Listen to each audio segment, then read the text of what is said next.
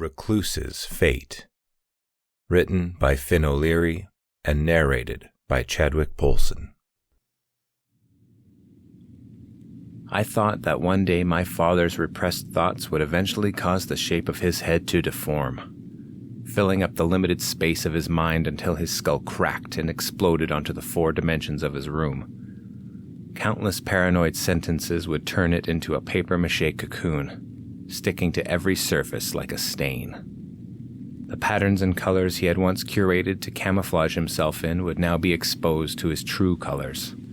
A painful red, decorated with unreadable black typefaces that resembled newspaper cutouts of sensationalized tragedies.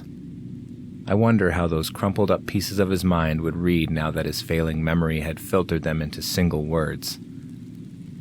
"I'm scared of bringing a child into this world," he would have thought, though scared, world, and child were all that was left. Instead, his room was empty, and like an unfinished sentence, he was gone. His presence was scattered in the form of a neglected car in the driveway and the unanswered phone on the kitchen counter.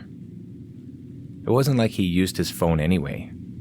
He was always cut off from the rest of the world. "It's safer that way," he'd tell me.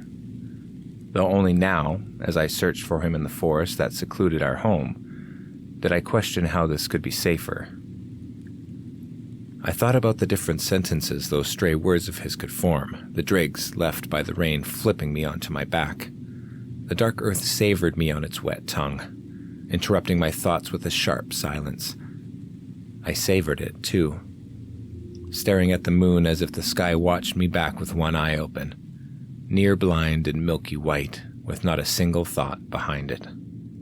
A nightmarish voice filled the air, though no shape stood out as the forest silhouette cut through the moon's light. It sounded like someone had recorded my father calling my name, playing it back through the mouth of something that wasn't human. I sat up, too afraid to discover the origin of that poor mimicry, and tried to stand, the weight of my body flipping onto its side as the sludge swept up my feet again. I felt like a child being knocked over, embarrassed and terrified as the mud covered my face. I tried again, turning my body over and lifting my weight, wobbling and balancing like a newborn calf, anxious to discover its bleak fate. I made one last adjustment to my stance, finding stable footing as my feet slid apart. Every direction repeated itself just as the sound did, and the light from my flashlight was not enough to pinpoint the difference between the asymmetrical trees. Creatures watched from above, turning to branches and twigs as I exposed them to my light until one slipped into obscurity. I turned away and tried to push uphill, but the earth was starving, and as I fell for the last time, I realized I had run out of time to ask hopeless questions. Now, I could only answer, grabbing fists of dirt as I attempted to claw my way in any direction. Adrenaline made the noise unbearable as it became louder, but not closer. Starved, self-indulgent groans filled my head as a thin, long-fingered hand crawled up my leg, the sharp tips of those digging their way into my skin as it dragged me towards the sound that felt disembodied from its limb. One thing was certain. The sun will rise soon, and alongside it, the faux call of a bird.